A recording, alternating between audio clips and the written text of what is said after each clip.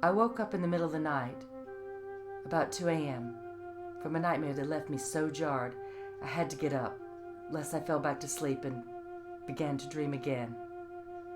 I dreamt I was being executed, and you were there, my longest and dearest friend. We had to walk to the top of this mountain, and it was very cold because it was the top of the mountain. The wind blew hard, and there was a mist of rain in the air around us. Head down, I walked up the steep mountain, where at the top there was an old open-air pavilion. This is where we wait. But we don't have to wait long. There are people behind coming. I don't look at the faces. I don't think there is anyone I would know as people file in and sit down on the benches. There is a priest there to say a prayer.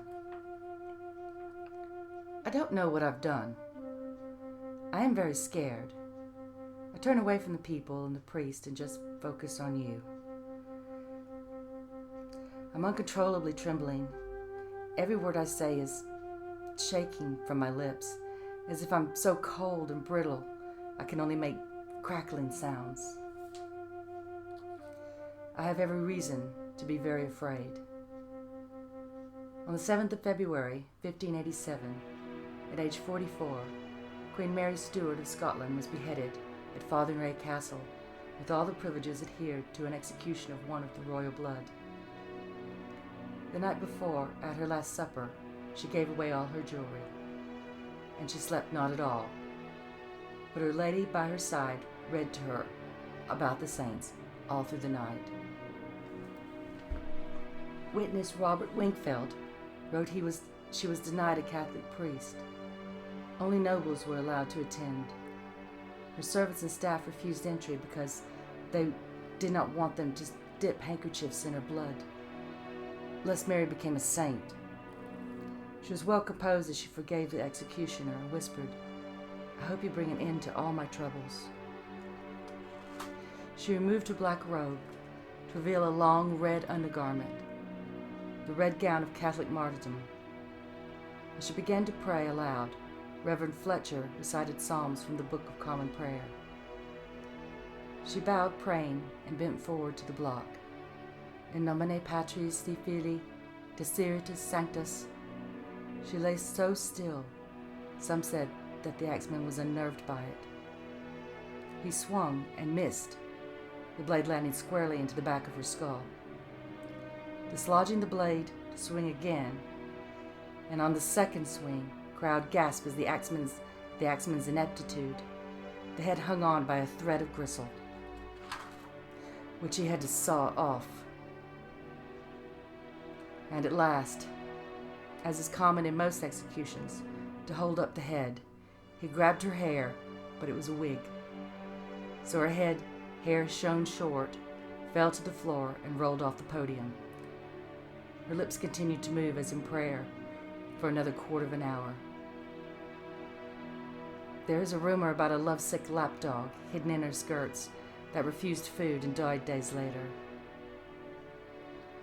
What we know is her clothing and rosary were burned, and she was buried in Peterborough Castle until her son, King James I, interred her at Westminster Abbey alongside her cousin Elizabeth I. All pray for a clean death, quick and without pain. I am shaking and trying hard not to cry. It is hard to speak. My voice comes out in gulps. At one point, my noise is so loud the priest, who was praying, stops and shouts something inaudible and angry toward me. Something like, for shame that I was crying. I gave you all my jewelry. I take a ring off my hand.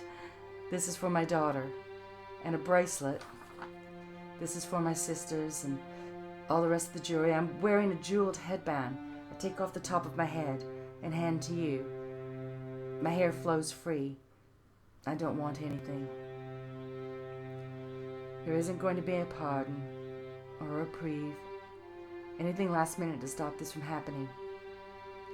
I try to squint my eyes to blur out the witnesses as I turn and take off my robe. Underneath I'm wearing nothing except underpants, and it's very cold. The block is small, about the size of a shoebox, and I think small is good. Like it's less scary had it been large. I kneel down straight in front of the block. Out of the corner of my eye, I see a large man, hiding something behind his back. He's not wearing any type of hood or mask. I could see his face, but I do not recognize him. He looks very strong, and I think this is also good. He looks like he can chop down trees. I lean forward, turn my head to one side, pull my hair away from my neck. First one side, then the other, and think, no, face down is best. I squeeze my eyes shut tight as I can, because I worry. I don't want to see anything. Like when my head is not on my body, I don't want to see, have my eyes open. I clench both fists very tight and think. My last thought is, I've always wondered how much this would hurt, and now I'm going to find out. It's funny, but not really. I take long, slow, deep breaths, and now I'm thinking, this is taking a long time. I can feel the slight edge of the blade on my neck. Electricity makes the hairs on my neck stand up, and this is it. Taking aim before the big swing. And I breathe, and breathe, and breathe, and nothing. I open my eyes. I am in bed. I reach for the reading light and put my hands on my neck, still attached to my head. I am relieved but also amazed. I don't just dream in color, I dream in fucking HD. I got out of bed, and I make a video about this dream to you in the middle of the night. All the while just pleased to be alive. Laughing nervously at times. It didn't hurt.